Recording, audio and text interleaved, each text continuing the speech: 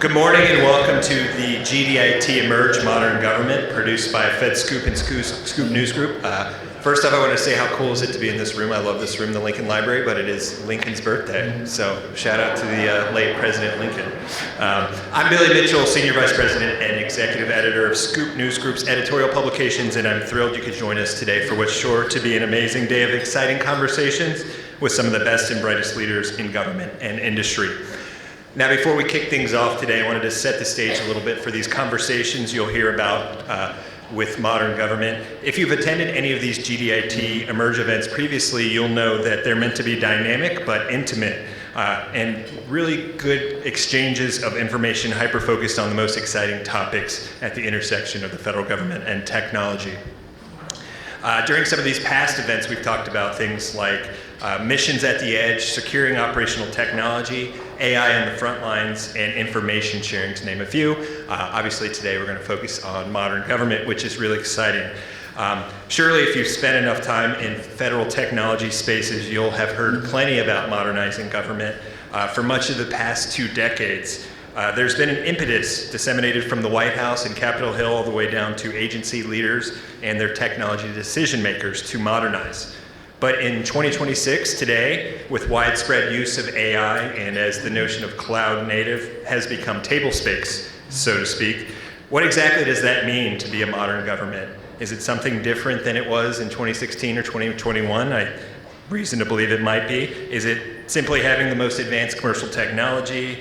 Is it streamlining processes for speedier delivery? Is it more of a focus on customer service delivery and meeting customers where they are? Or is it simply providing that foundation for innovation that can transform your agency's operations, resiliency, and the ability to achieve your mission?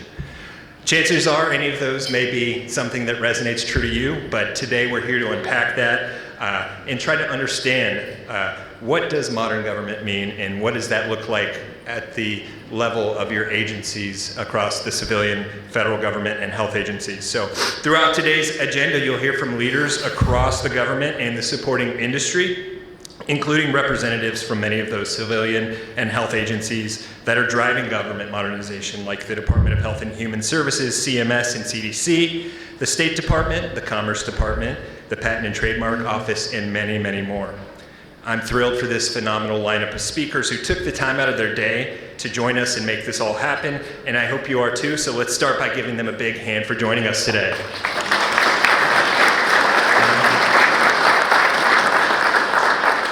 Also, I wanted to take a moment to recognize the folks at GDIT who make this all happen through their partnership, vision, and support in helping us bring this to life today, so let's give them a hand as well.